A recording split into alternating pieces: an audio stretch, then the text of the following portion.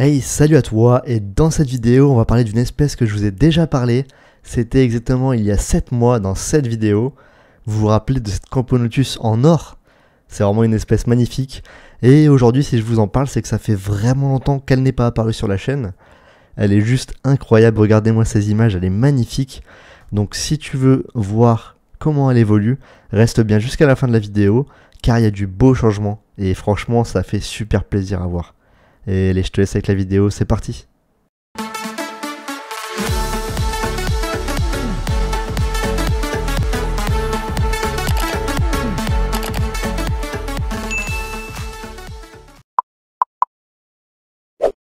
Like, partage, abonne-toi.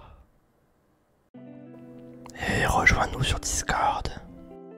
Alors dans un premier temps, il faut que je t'avoue quelque chose, j'ai eu beaucoup de mal avec cette espèce. Comme tu vois sur cette vidéo là, elle avait 2 ouvrières. Et ensuite donc je lui ai effectué une diapose. Le problème c'est qu'à la sortie de diapose, elle n'avait plus aucune ouvrière. Les deux étaient mortes et j'étais un peu désespéré. Donc ce que j'ai fait, c'est que je l'ai vraiment laissé dans le noir tranquille. Je n'y ai pas touché pendant 1 mois et demi, 2 mois.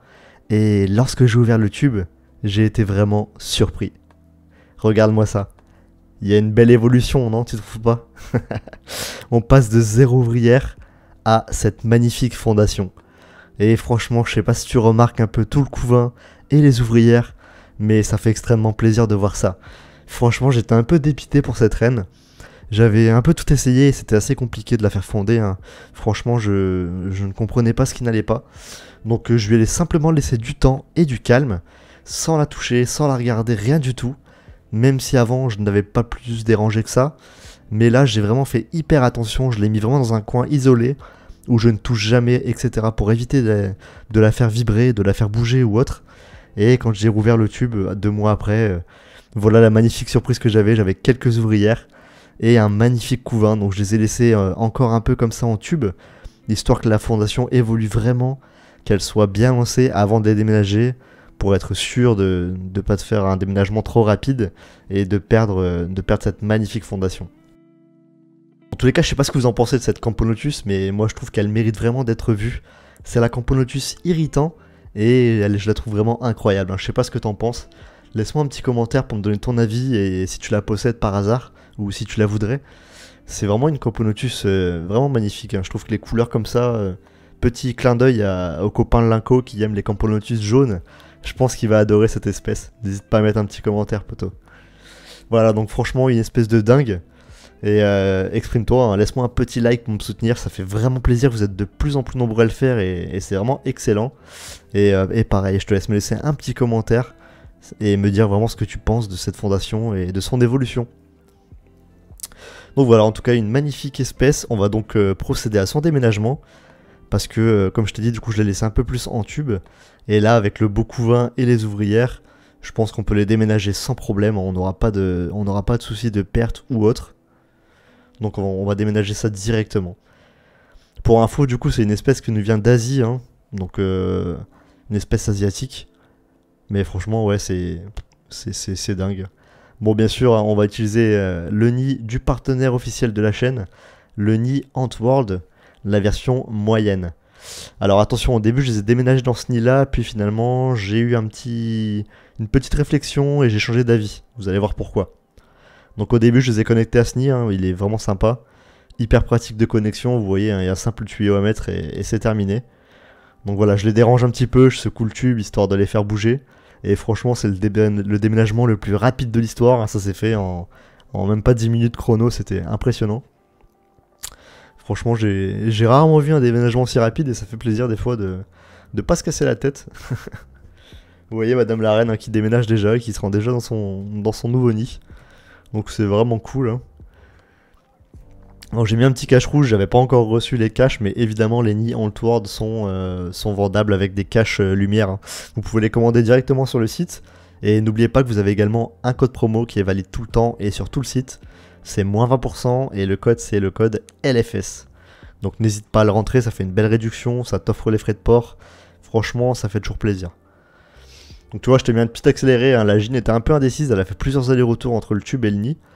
Et je me demandais un peu pourquoi au début, et finalement elle a juste fait le tour du propriétaire à la Stéphane Plaza, elle a visité les lieux, puis elle a trouvé sa petite chambre d'habitation. 9 mètres carrés, vue sur la tour Eiffel, incroyable.